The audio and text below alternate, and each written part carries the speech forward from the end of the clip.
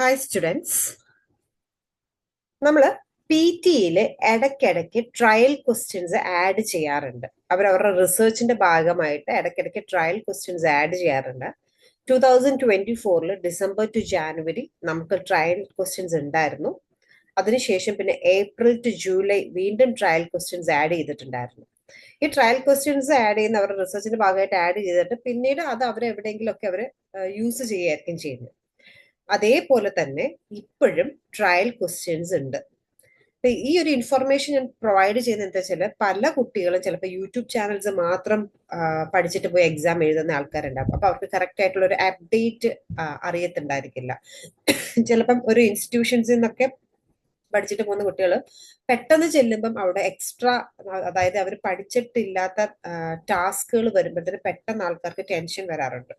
നമുക്ക് total Pearson P T അക്കാഡമിക്കോ അല്ലെങ്കിൽ P T academic UKV ആണെങ്കിൽ നിങ്ങൾക്ക് 20 ഡിഫറെന്റ് ടാസ്കുകളാണുള്ളത്.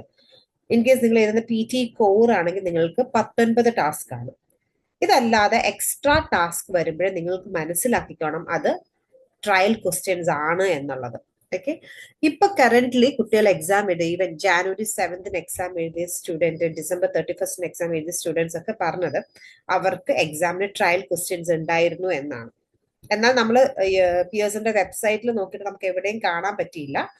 ഞാൻ പിയേഴ്സൺകാരെ ഒഫീഷ്യലായിട്ട് അവരുടെ അടുത്ത് സംസാരിച്ചപ്പം അവർക്ക് ഇപ്പൊ ട്രയൽ ക്വസ്റ്റ്യൻസ് ഉണ്ട് എന്ന് തന്നെയാണ് അവർ പറഞ്ഞത്. അപ്പം ഇപ്പം ഇനി എക്സാം എഴുതുന്ന കുട്ടികൾ ശ്രദ്ധിക്കാൻ, നിങ്ങൾക്ക് എക്സാമിന് നിങ്ങൾ പഠിച്ചിട്ടില്ലാത്ത ടാസ്കുകൾ വരുവാണെങ്കിൽ, അതായത് അതൊരു ട്രയൽ ക്വസ്റ്റ്യൻ ആണെന്ന് മനസ്സിലാക്കുക. ഇനി അത് എന്തൊക്കെയാണ് എന്ന് ഞാൻ പറഞ്ഞുതരാം. ഈ ട്രയൽ ക്വസ്റ്റ്യൻസ് വരുന്നത് സ്പീക്കിങ്ങിലാണ്. സ്പീക്കിങ്ങിൽ ഇത്രയും കാലമായിട്ട് വന്നുകൊണ്ടിരിക്കുന്നത് രണ്ട് രീതിയിലാണ്: റെസ്പോണ്ട് ടു എ സിറ്റുവേഷനും അതേപോലെ സമ്മറൈസ് ഗ്രൂപ്പ് ഡിസ്കഷനും. ഈ രണ്ട് ടാസ്കുകളാണ് ട്രയൽ ക്വസ്റ്റ്യൻസ് ആയിട്ട് അവർ ആഡ് ചെയ്യാറുള്ളത്.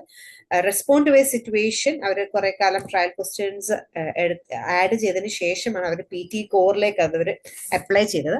ആ same respond to a situation ഇപ്പോഴും എക്സാമിന് വന്നിട്ടുണ്ട്. അതിൻ്റെ അകത്ത് നിങ്ങൾക്ക് സ്കിപ്പ് ചെയ്യാനായിട്ടുള്ള ഒരു ഓപ്ഷൻ ഉണ്ട്. വേണമെങ്കിൽ നിങ്ങൾക്ക് അറ്റൻഡ് ചെയ്യാം. ഓക്കെ, ജസ്റ്റ് വേണമെങ്കിൽ അറ്റൻഡ് ചെയ്യുന്നത് നന്നായിരിക്കും. പക്ഷെ എക്സാമിന് നിങ്ങൾ അത് കണ്ടിട്ട് പെട്ടെന്ന് പാനിക്കില്ല ആകരുത്. അയ്യോ, ഇത് ഞാൻ പഠിച്ചിട്ടില്ലല്ലോ, ഇതെന്താ ചെയ്യേണ്ടതെന്ന് വിചാരിച്ച് പെട്ടെന്ന് ടെൻഷൻ ആകരുത്. ഓക്കെ, അപ്പൊ റെസ്പോണ്ട് ടു എ സിറ്റുവേഷൻ എന്ന് പറഞ്ഞാൽ അവരൊരു സിറ്റുവേഷൻ അവരിങ്ങനെ ഒരു ഓഡിയോയിൽ പറയും. ആ സെയിം സിറ്റുവേഷൻ അവിടെ ടൈപ്പ് ചെയ്ത് വെച്ചിട്ടുണ്ടായിരിക്കും. അപ്പൊ ആ ഒരു സിറ്റുവേഷനിൽ നിങ്ങൾ എങ്ങനെ റെസ്പോണ്ട് ചെയ്യുന്നു എന്നതാണ്. ഇപ്പൊ ഫോർ എക്സാമ്പിൾ ഇപ്പൊ അവർ പറയുന്നത്, നിങ്ങൾ ഒരു റെസ്റ്റോറൻറ്റിൽ കോഫി കുടിക്കാൻ പോയി, പക്ഷെ കോഫി കുടിച്ചതിന് ശേഷം നിങ്ങൾ നിങ്ങളുടെ ബാഗ് അവിടെ വെച്ചിട്ട് നിങ്ങൾ ഇങ്ങനെ പോകുന്നു. ആൻഡ് വീട്ടിലെത്തിയപ്പോഴാണ് ഓർത്തത് നിങ്ങളുടെ ബാഗ് ഇല്ല, അതിൻ്റെ നിങ്ങളുടെ ലൈസൻസ്, നിങ്ങളുടെ കുറച്ച് ഇമ്പോർട്ടന്റ് പേപ്പേഴ്സ് ഉണ്ട്. അപ്പൊ നിങ്ങൾ അവിടുത്തെ മാനേജറിനെ വിളിച്ചിട്ട് നിങ്ങൾ എങ്ങനെ സംസാരിക്കും എന്നുള്ളത്. സോ നിങ്ങൾ ആ ഒരു മാനേജറിനെ വിളിച്ച് സംസാരിക്കുന്നത് പോലെ നമ്മൾ കാണിക്കുക അല്ലെങ്കിൽ പറയുക.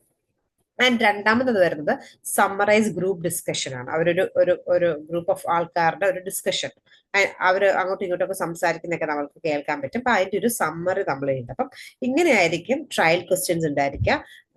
ഈ ഒരു ഇൻഫർമേഷൻ ഞാൻ പുതിയതായിട്ട് എക്സാം എഴുതുന്ന അല്ലെങ്കിൽ പുതിയതായിട്ട് പി ടി എക്സാമിന് വേണ്ടി പ്രിപ്പയർ ചെയ്യുന്ന സ്റ്റുഡൻസിന് വേണ്ടിയിട്ടാണ് ഞാൻ ഇത് തരുന്നത്.